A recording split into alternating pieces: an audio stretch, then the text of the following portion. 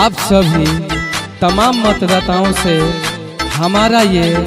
नम्र निवेदन है कि मोथा पंचायत से बीडीसी प्रत्याशी बसंती देवी और भैया जयनाथ राम जी को भारी से भारी मतों से विजयी बनाएं। प्यारे दुलार दीजी भोट झार झार दीजी इज्जत संभार दीजी आपन दुलार दीजी बात ना भुलाई भैया हो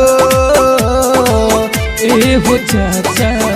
अपना बसंती देवी के जितावे के बा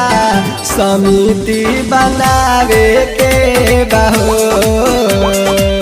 भैया जयनाथ राम के जितावे के बा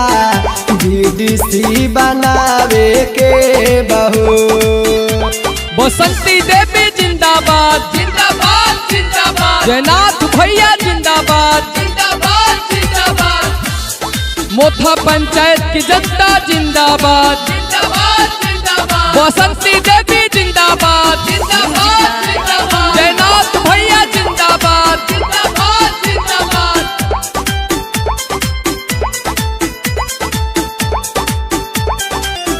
करी है विकास सगर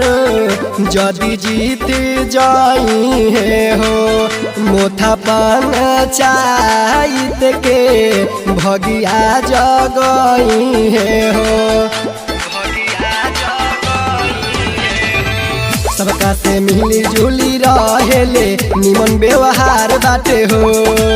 गहुआ जवार में ही नहीं के उठल लहार बाटे हो झांसा में नया के बात हो ए हो भैया अपना बसंती देवी के जितावे के बा समिति बनावे के बा हो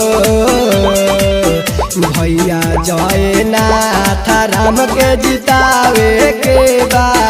बीडीसी बनावे के बा हो। बसंती देवी जिंदाबाद जिंदाबाद जिंदाबाद, जयनाथ भैया जिंदाबाद जिंदाबाद जिंदाबाद, मोथा पंचायत की जनता जिंदाबाद जिंदाबाद जिंदाबाद, बसंती देवी जिंदाबाद जिंदाबाद जिंदाबाद, जयनाथ भैया जिंदाबाद जिंदाबाद जिंदाबाद।